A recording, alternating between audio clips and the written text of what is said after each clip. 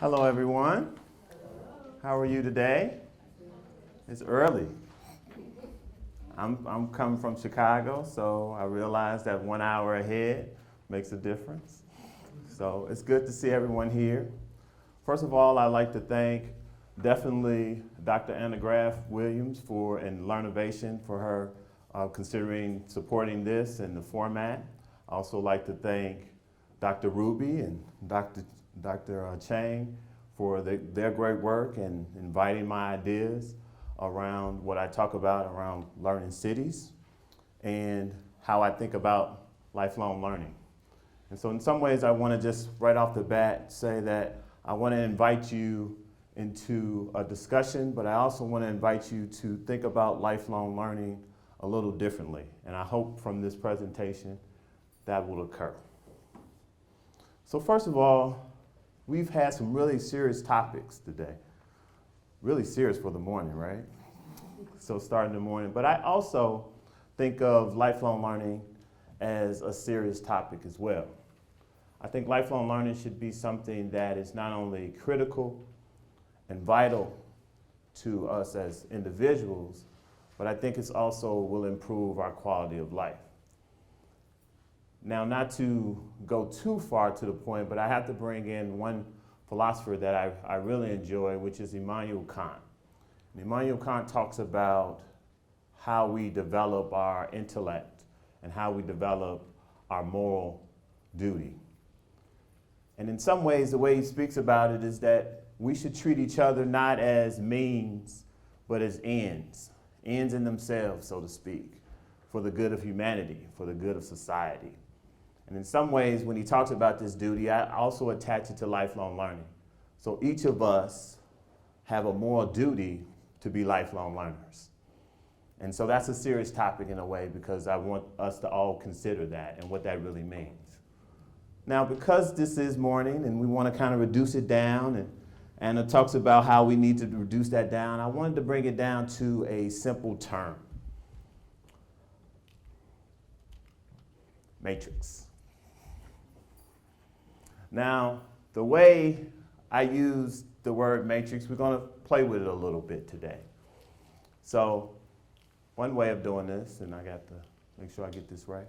One way of doing this is I want to conceptualize it in the word that we know around a movie. There's a movie that some of you may know that uses the term.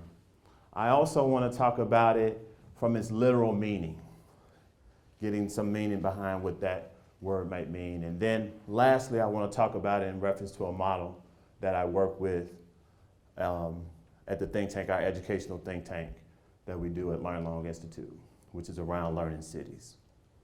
So let's talk about the matrix. Let's go a little bit further in this.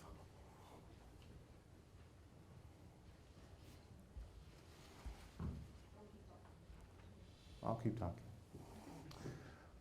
So one thing about the matrix, the first thing that we know about the matrix, and this goes back in thinking about the movie, is how many of you seen the actual movie, The Matrix? Show of hands. Love the movie. How many of you just love the movie? Or some people just, yeah. Take it or leave it.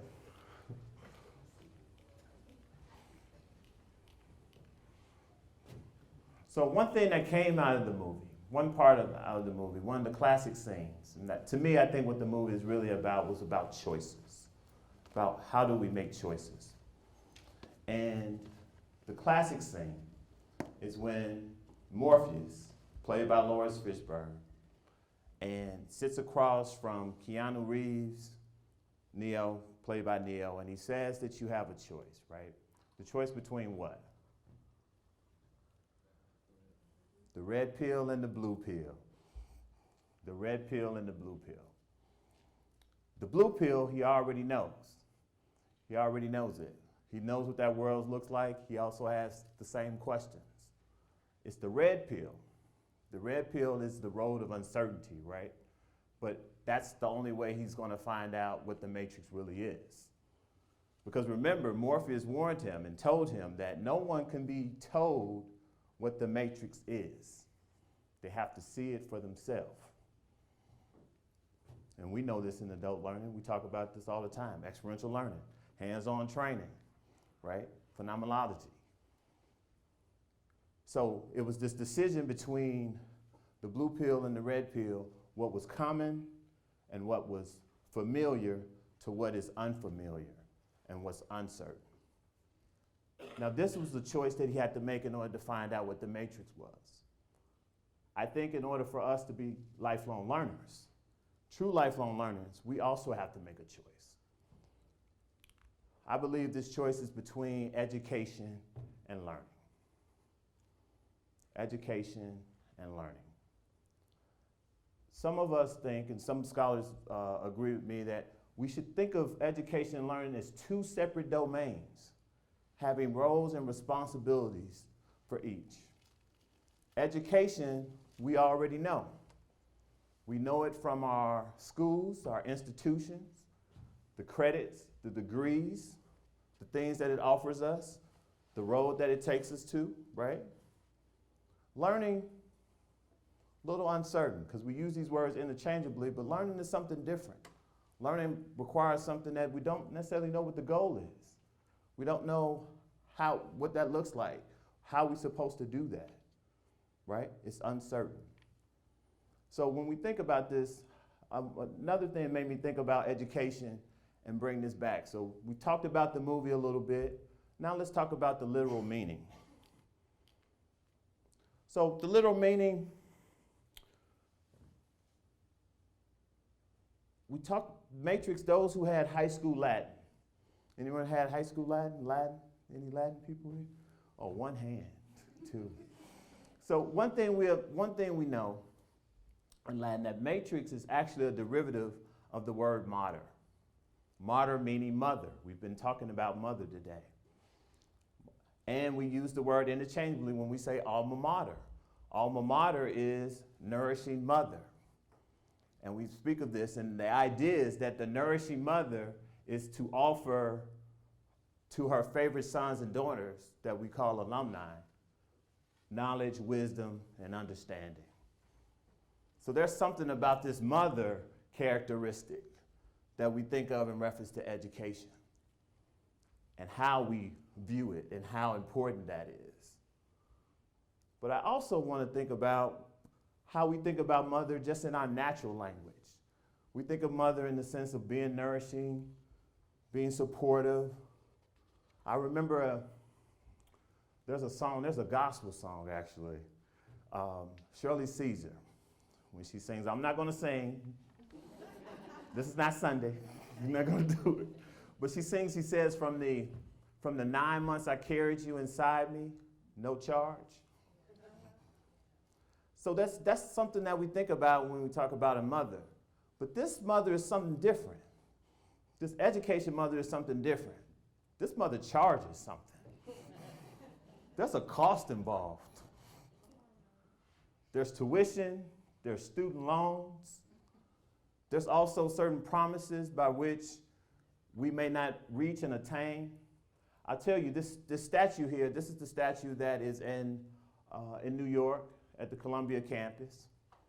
It's in the Low Library campus. And what they also say is that if you look into that statue, you should be able, if you can find to locate, there's an owl hidden in that statue, what they call the Alma's owl at Columbia. So in some ways, you're supposed to search for wisdom, because the owl meaning symbol of wisdom. What's also interesting about alma mater is that it's also selective.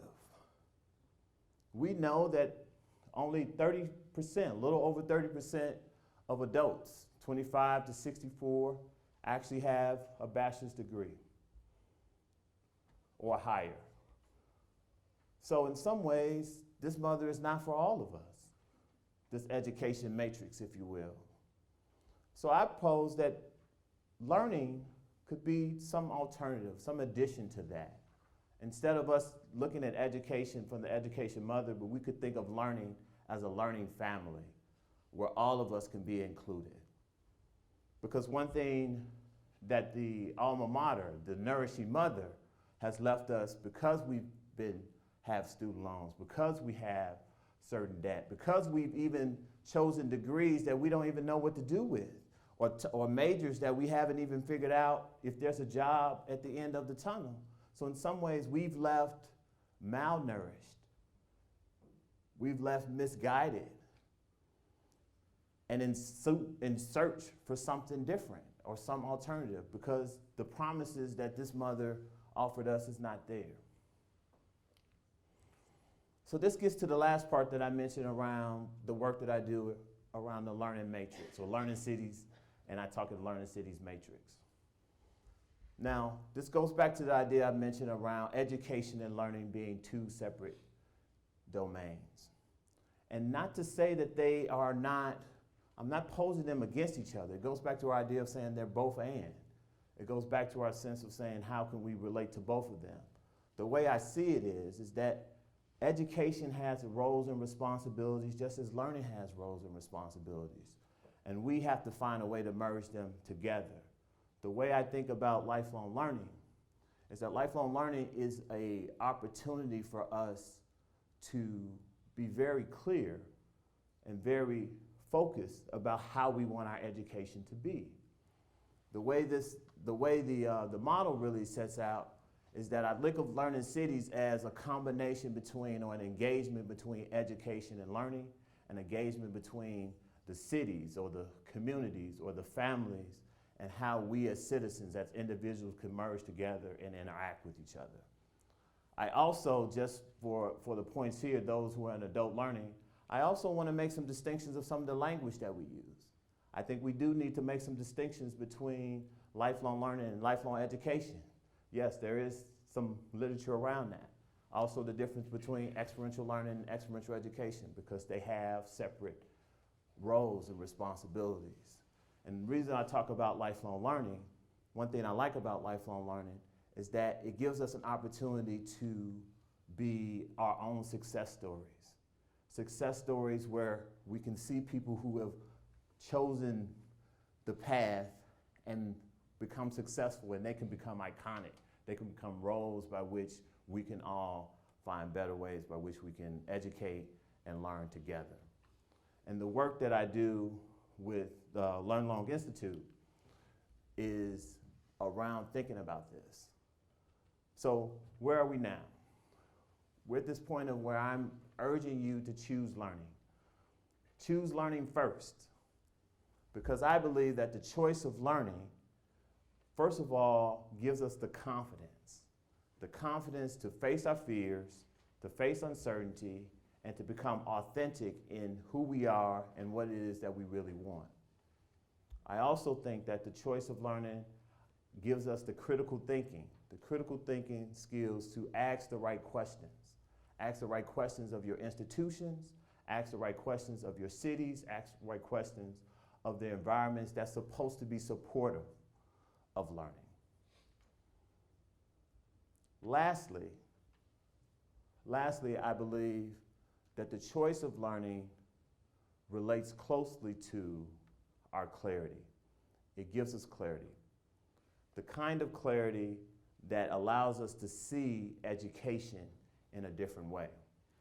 The kind of clarity that we actually try to connect education to our learning, but demand education to change in ways that are suitable for our needs.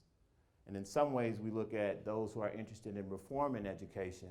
I believe that lifelong learning can not only reform education, it can transform it. It can transform it in fundamental ways. And so I welcome you to that process. The last thing that we do, and LearnLong Institute, this is a educational institution that a few of my colleagues co-founded, and it's specifically in the areas of adult and continuing education. And one of the things we're really thinking about doing and have been starting to work on is not only expanding this idea of learning cities and how it can relate to lifelong learning, but even going as far as programs and policies. So there's a policy actually that's called the Lifelong Learning Act, which started way back when Walter Mondale was a senator. And it was around amending some of the Higher Education Act of '65. And so we believe that now what we need from lifelong learning is to expand that, expand it in ways that we can say how it can transform not only institutions, but how our communities can transform by that, and using that as a way of rallying everyone together for that. So I leave you with that. I leave you with the choice. Choice to become lifelong learners, not only because you have to, but as a community, we need to. Thank you.